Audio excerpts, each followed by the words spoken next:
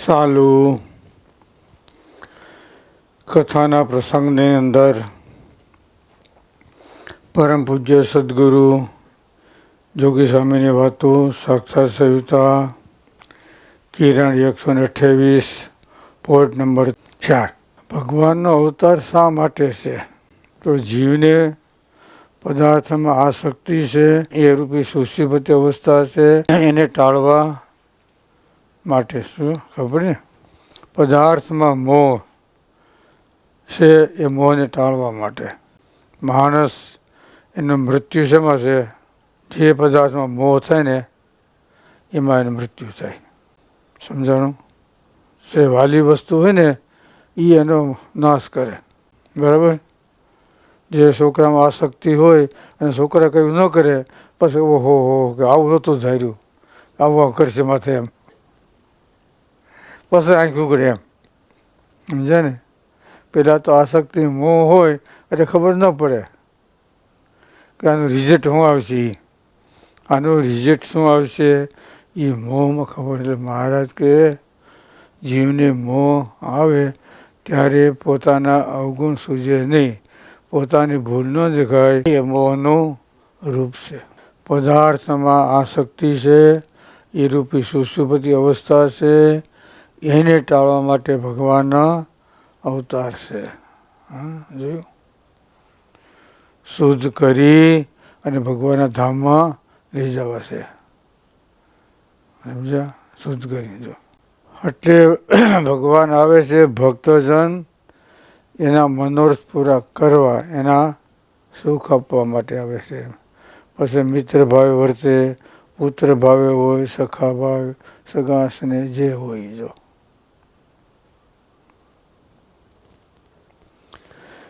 ભગવાન ભક્ત જેવા થાય છે.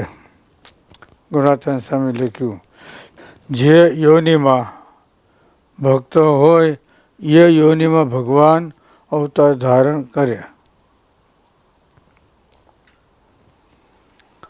પશુમાં હોય તો પશુમાં, મનુષ્યમાં હોય તો મનુષ્યમાં, જેમાં હોય એમાં. જો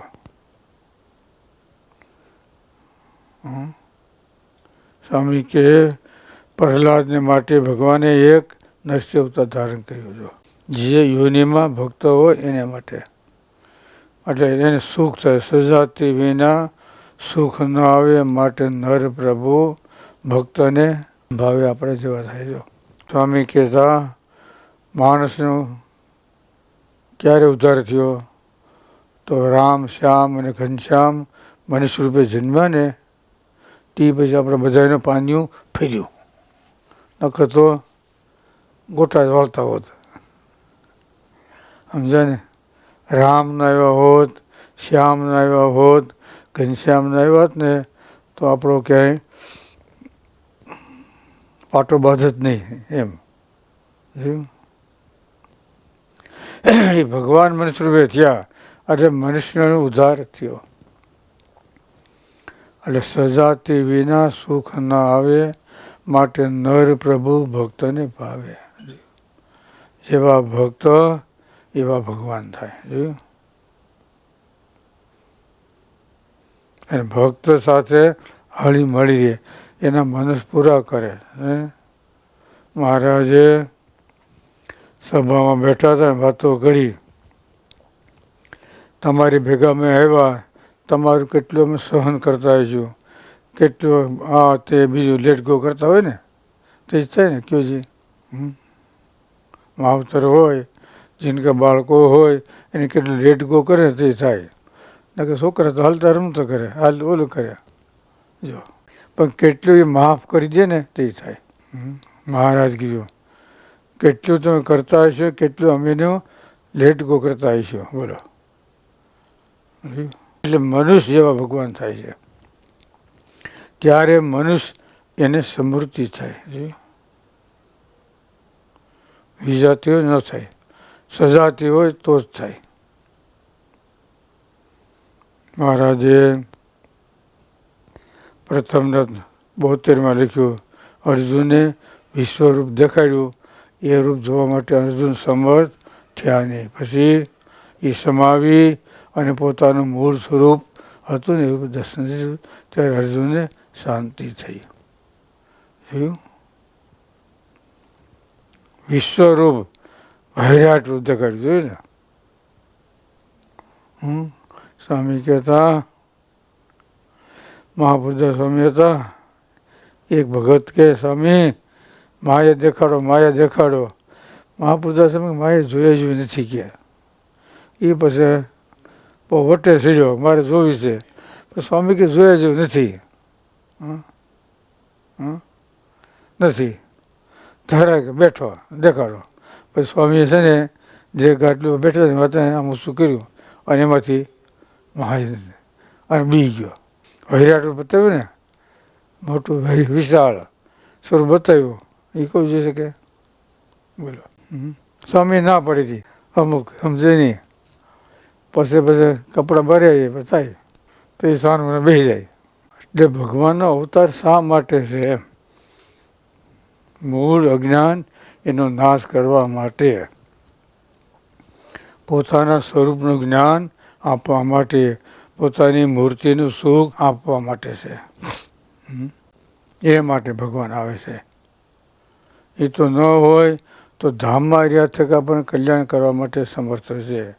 અહીંયા આવે કલ્યાણ કરે તો અસમર્થ કહેવાય. એવું નથી. પણ ત્યાં બેઠા પણ કલ્યાણ કરે. પણ એટલું ફેર પડે ને. 3 પ્રકારના પંખી બતાવે. એક પંખી દ્રષ્ટિ દ્વારે ઈંડા સિવાય, એક વૃત્તિ દ્વારે, એક પાંખમાં રાખીને. જોયું? કુંજડી છે ને કુંજડી, એ ખાલી વૃત્તિ દ્વારે અહીં બેઠું બેઠું સંભાળે. ત્યાં ઈંડું હોય ને બસું થઈ જાય. જોયું? એ 6 મહિને અહીંથી પાછી કુંજડીને જાય અને બસું એને વર્તી જાય અને બસાને માં વર્તી જાય. 2 આસાન છે. 6 મહિના થાય અને ના આવે તો બસું માથું પસાડીને મૃત્યુ કરે. જીવે નહીં. ક્યાં લખ્યું? નિષ્કુળાનંદ સ્વામી ભક્તનતાનું લખ્યું ને. મહારાજે લોહથી પત્ર લખ્યો ને રામાનંદ સ્વામીને. ત્યારે કુંજળી સૂત 6 મહિના વીતે તો એમ થાય. અને તમારે 9 મહિના થઈ ગયા હજી આવતા નથી કે એમ નીલકંઠે પત્ર લખ્યો ને એમાં છે. કુંજી સૂત વીતે 7 માસ 6 માસ અને તમે 9 મહિના થઈ ગયા. જોયું? નીલકંઠે થોડું કીધું એમ ગરમી આવી ગયા ને કેટલી રાહ જોઈ કે જો રાહ કેટલી જોઈ એમ. પણ હાથસો હીરો હોય ને એ વાંધો ના આવે. સમજે ને? એને મેળ ખાઈ જાય. સમજે ને? હાથસો હીરો હોય એટલે મેળ ખાઈ જાય. જો વસ્તુ મળે ખરી પણ થોડીક વાર લાગે. અને જે વસ્તુ દાખલાથી મળી હોય ને એ વસ્તુની કિંમત થાય. પણ સહેજે સહેજે મળ્યું ને તો એની કિંમત ન થાય. કાંડાની કમાણી અને બાપ દાદાની. ત્યાં બેસી ગયા ને ગાદી પર એને બહુ ખબર ના પડે. પણ થોડું થોડું ભેગું કર્યું હોય એને ખબર કેમ થાય. કેમ સ્વામી કહેતા હરિભગતને બધાને તમારા વડવા ને અમારા વડવાએ કેમ સત્સંગ રાખ્યો ને એને ખબર છે. એ સમાધાન અંદર જો કોઈ પ્રકારની સગવડતા નહીં, કાંઈ નહીં. તો માથા હાટે ગમે એટલું દુઃખ સંતોન હતું ને મહારાજ મળતા ને અને બધું દુઃખ મટી જતું. 2 મહિને 3 મહિને 6 મહિને જ્યારે સંતો ભેગા થાય ઉત્સવ સમયમાં મહારાજ ભેટે ને અને આખા વરનો થાક ઉતરી જતો. શરીરનું દુઃખ ગણતા નહીં. જોયું? નિષ્કુળાનંદ સ્વામીએ ભક્તની ચિંતામણી લખ્યું છે. યસુરે ખૂબ માર માર્યો. સંતો મહારાજ કે આમ તેમ મહારાજ એવું નહીં. અમારે કાંઈ દુઃખ નથી. બસ તમારા દર્શન થયા એટલે અમારા દુઃખની બધી સમાપ્તિ થઈ ગઈ. શરીરનું દુઃખ હશે ને એ મટશે પણ જીવમાંથી દુઃખ થાય ને એ મટશે નહીં. એ નહીં મટે. ઓલું દુઃખ એનો કોક દી ક્યારે પણ સમાપ્તિ થાય. સરસ મજાની વાત આવી, સમજાણું ને? ભગવાનનો અવતાર શા માટે છે? જોયું? જીવની અંદર અજ્ઞાન, એ અજ્ઞાનને ટાળવા માટે. અજ્ઞાન રૂપી સુષુપ્તિ અવસ્થા, એ રૂપી વાસના, એને ટાળવા માટે છે. જોયું? વાહ! કલ્યાણ કર્યા પણ સ્વભાવને ટાળી. બીજા ભગવાને કલ્યાણ કર્યા એ સ્વભાવ હોતા.